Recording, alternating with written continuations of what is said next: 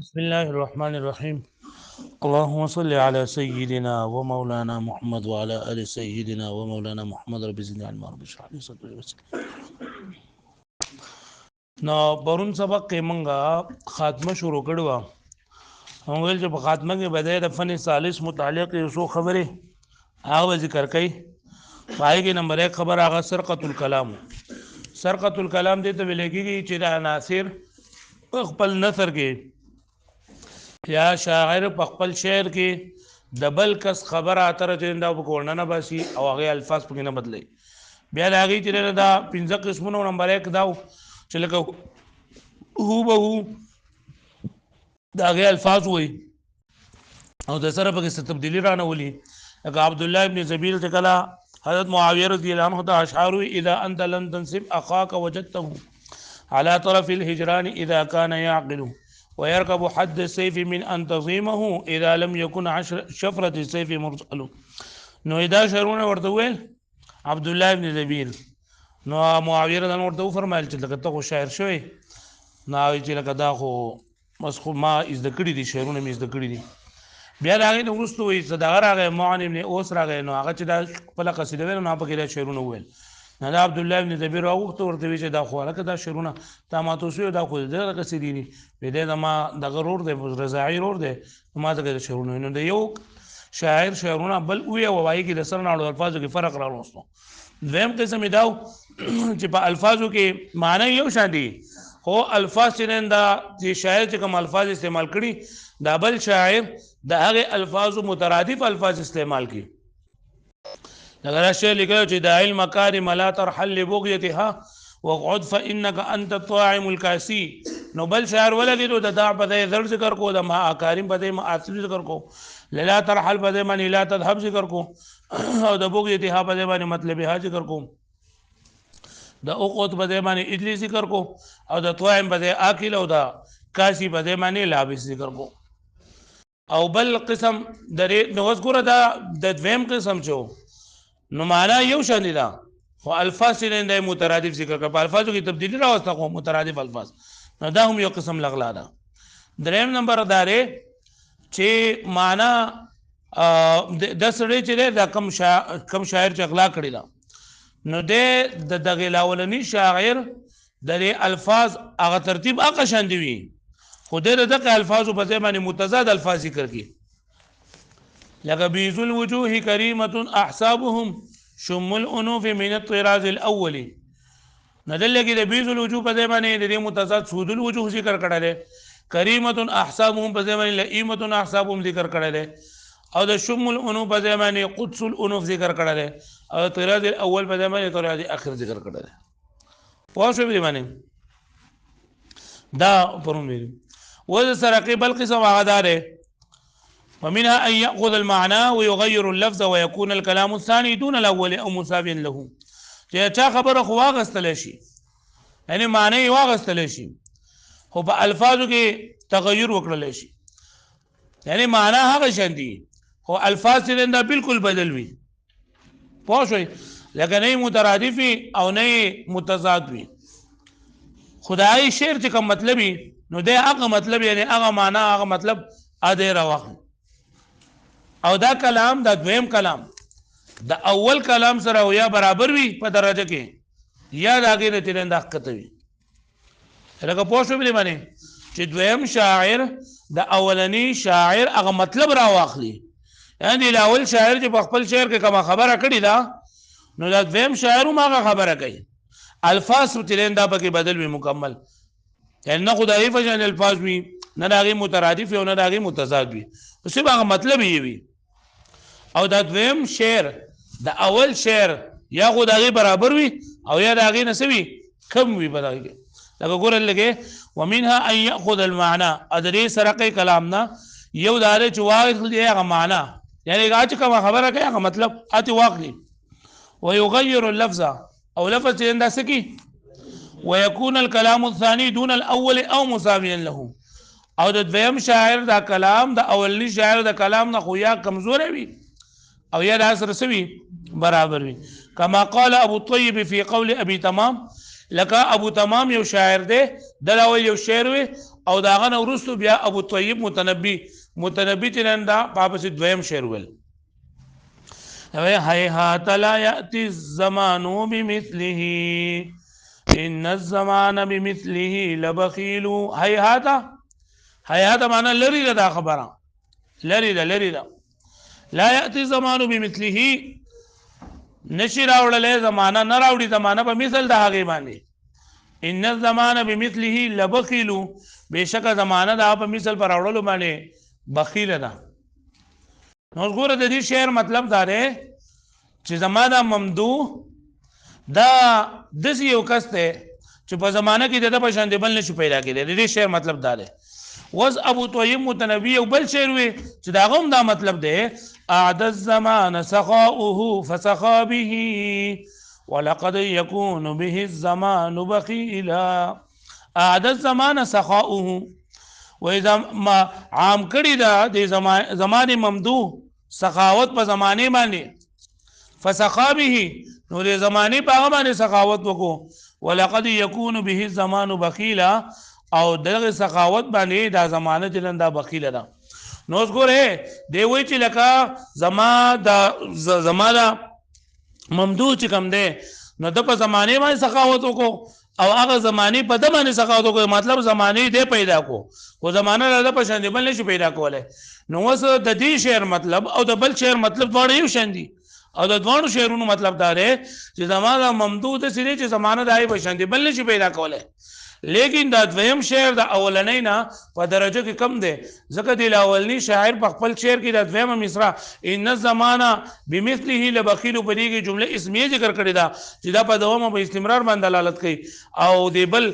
متنبی په دویم شعر کې ولقد يكون به الزمان بخیلا دلته فعل مضارع ذکر کړی ده لکه پوه شو به معنی او فعل مضارع د یقین د پاره د نه راځي نه هیهات لا یأتی الزمان بمثله هیهات لري دا خبره ایته رشبی دا خبره لا یأتی الزمان بمثله چې نشي راوړی زمانه په مثل دا باندې ان الزمان بمثله لبخیل بشک زمانه په مثل دا باندې بخیل ده اعد الزمان سخاؤه فسخا به زما ممدوح سخاوت کړی دی په دې زمانه باندې یا زما ممدوح په زمانه باندې دغه سخاوت عام دی فسخا به پس دې زمانه سخاوت وکړو زما په ممدوح باندې لکه یعنی دب سخاوت کړ په زمانه باندې او زمانه بیا دې پیدا کړل ولقد يكون به الزمان بخيلا کنه زمانه خو د په سخاوت باندې بخیل ده فالمصراع الثاني ماخوذ من المصراع الثاني لابي تمام وې دا دویم شعر دا دویمه مصرع دا اصل شوی دا د ابو تمام د دویمه مصرینا والاول اجود سبقا او دا الاولنی چرند ډیر زیاته عمده ده ومثل هذا اغاره ومسخه او دې اغاره او مسخ ویل کیږي هغه پوه شو به معنی خالي سلورم نمبر پنځم نمبر ومنها ان ياخذ المعنى وحده ويكون الثاني دون الاول او مساويا له چې صرف معنی واغستل شي چې د دویم شعر اولی شعر نه کما معنی چې نه واغستل او د دویم د اولی نه کم وي او یا د هغه سره برابر وي كما قال ابو تمام في قول من رثى ابنه لقا قول ابو تمام شو دا چا چې یو سړی خپل ځوی مرسي ویلا نه دا وي والصبر يحمد في المواطن كلها الا عليك فانه لا يحمد والصبر يحمد حميد يحمد سمع اسمه په معنا تعریف کول دا مجهول څنګه فعل مضارع مجهول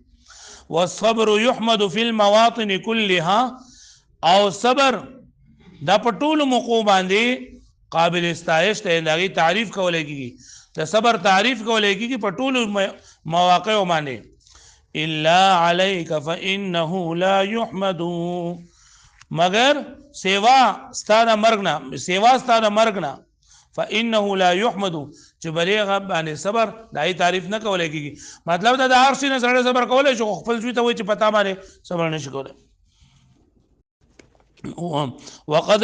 وس دا شعر په دینه دا اوس معلومه شو کنه د دې مطلب دا دی چې لکه انسان خزوه مرشي نو دې پای باندې صبر نشي کولای پوه شئ وقد كان يدعى لابس الصبر حازما فأصبح يدعى حازما حين يجزع وقد كان يدعى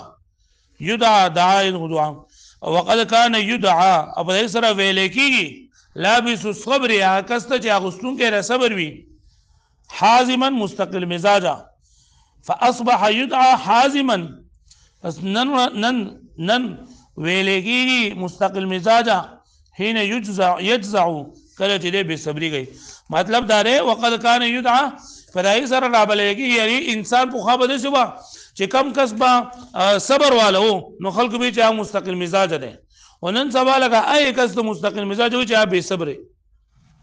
لکه پوه شو باندې نو د دې شعر او دا شعر معنی صرف معنی یو ده الفاظ دا لکه یو شن دي نو پدې کې په مکه کې فرق څه شو دا غي معنی یو او د دې معنی یو دي او پای کې الفاظو کې لکشن یو شانواله او پدې کې الفاظ د سره یو شان دي د مکینی شعر کوم الفاظ دي هغه الفاظ پدې کې د سره نه اډوشته نو لکه وایي ان زمانه بمثله لبخیل نو زمانه او بخیل هغه پکې یو شان دی کنه او پدې کې دا نشته لري پدې کې لکه د لاولي شعر چې کوم کلمات دي او دویم شعر کې شته سرانو صرف دغه یو دی معنی او مطلب یو دی پوه شو به معنی ها وهذا يسمى الماما وسلخا او دې د المام او سلخ ویل کېږي المام او سلخ الاقتباس اقتباس دې ته ویل کېږي چې په خپل نه بولی بس ته ختمو لګ دی آسان دی ووه کګرانو جو بیا ونه امزا ها تضمین اقتباس دې ته ویل کېږي کنه چې په خپل کلام کې د قران او د حدیث یو ټوکړه راول په خپل کلام کې یا په خپل ځای کې د قران او د حدیث یو ټوکړه راول چې هغه د دین نه یعنی د دې نه قران مجید یې صحیح یا حدیث یې صحیح ولکه پته دې لګي یعنی انسان و چې دا چرته د دې حصہ ده یعنی یا شعر ده یا چرته چې نه دا د نثر حصہ ده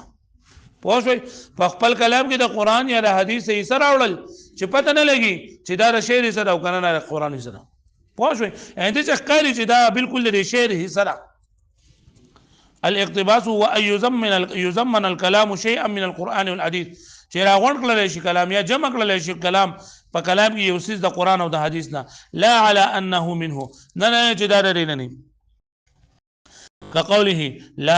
لا تكن ظالما ولا ترز بالظلم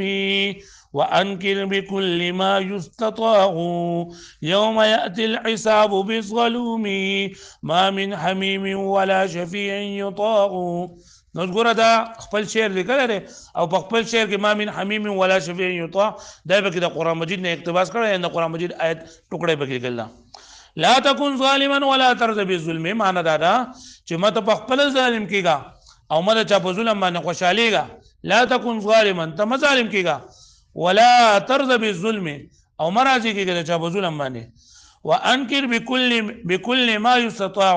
او ته هغه باندې نکیر کاوه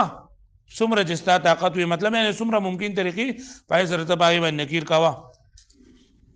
نکیر کاوه معنی د ظلم نه معنی کاوه يوم يأتي الحساب بالظلوم فکمال باندې چې راشي په ورځ د حساب باندې دا غټ ظلم هغه سزا ما دا غټ ظالم هغه سزا ما من حميم ولا شفيع يطاع نو نبوي سګرم دوست دا او نه څوک سپارشي چې دا خبره ومنل شي مطلب نه به څوک سپارشي بیا پکار راځي انا به څوک دوست پکار راځي نو دا شعر دا ګوره په دې کې ما من حميم ولا شفيع يطاع ذکر کړل نو ښکاری دا چې د شعر سره حالا چې د شعر سره نه بلکې دا سره وقوله لا تعاد الناس في أوطانهم قلما يرعى غريب الوطن وإذا ما شئت عيشا بينهم خالق الناس بخلق حسن لا تعادي الناس في أوطانهم لا تعادي عادة يعادي معاداة چا سره دشمنی کول دشمنی مکو د خلکو سره په زینو د حقیقي د خلکو په ځای کې د خلکو سره دشمنی مکو قلما يرعى غريب الوطن ډیر کم کرته رعایت ساتل کېږي دا ناشنا سړي سره غریب الوطن ناشنا سړی چې دا وطن ناشنا وي پردیسی واذا ما شئت عيشا بينهم او کله چې ته زندگی ته کله چې ته وغواړې واذا ما شئت هر کله چې ته وغواړې شایې شو کله چې ته وغواړې عيشا بينهم زندگی تیرول لري سره نو خالق الناس بخلق حسن نو تا د خلکو سره کلی اخلاق چې نه باغه سره پیش راځه نو ګورل لګي د خالق الناس بخلق حسن د حدیث ټوکړه ده او د خپل شعر څخه ګرځول الله پوه شوئ لا تعاد الناس فی اوطانهم د خلکو سره د دوی په وطنونو کې دشمني مه کوه قلما یرعى غریب الوطنی و ډېر کم کرتا رعایت ساتلی کېږي د هغه پردیسي سړي چې د بل ځای نه راغلی واذا ما شئت عیشا بینهم کله چې ته غواړې زندګي تېرول د دوی سره خالق الناس بخلق حسن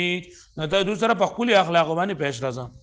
ولا بأس بتغيير يسير في لفظ المقتبس او باق نشته لري پدې کې چې په دې مقتبس کې لږ الفاظ کې تبدیلی وکړي شي مطلب دا یعنی کم چې د قران او حدیث نه تر اوړي نو په دې کې زبر کله کله په دې کې معمولی غونډه کې تبدیلی هم کیږي څنګه چې په قران کې څنګه چې په حدیث کې نو هغه شانته چې کنه بلکې لږ معمولی غلطي پکوږي للوزن او غیره یا د وزن د پاره یا د علاوه د بل سره پاره قد كان ما خفت أن يكون إنا إلى الله راجعون قد كان ما خفت د کم خبرې چې ما ته خطر قد كان ما خفت د کم خبرې چې ما ته يروا خاف يخاف کم خبر نه چې زه ریدم ان يكون نو هغه شو انا الى الله راجعون بشک موږ خپل ټول الله پاک طرف ته واپس کیږو وفي القران انا لله وانا اليه راجعون نو په قران مجید کې انا لله وانا اليه راجعون ده ودل کې دا انا الى الله یعنی دا هاذ میرا مرجع ښکار کړل او راجعون په اخر کې الف دغه کو نو دا شعر د وزن نه پاره پوه شئ نو اقتباس څه ته وایي اقتباس دې ته وایي چې په خپل کلام کې د قرآن او د حدیث ټکړه راوړل چې دا پته نه لګي چې دا د هغې حصه ده پوه شئ په دې باندې قرآن مجید دا خلکو چې دا ته د شعر حصه ده او په دې اولني کې د قرآن حصه ذکر کړې ده فما من حمیم ولا شفیع او په دویم کې خالق الناس بخلق حسن حدیث حصه او په آخر کې دا ویلي چې لکه کله کله په دې لفظ مقتبس کې معمولی غونډه کې تغییر هم شوی لکه انا الی الله راجعون پوه شئ په دې باندې واړوئ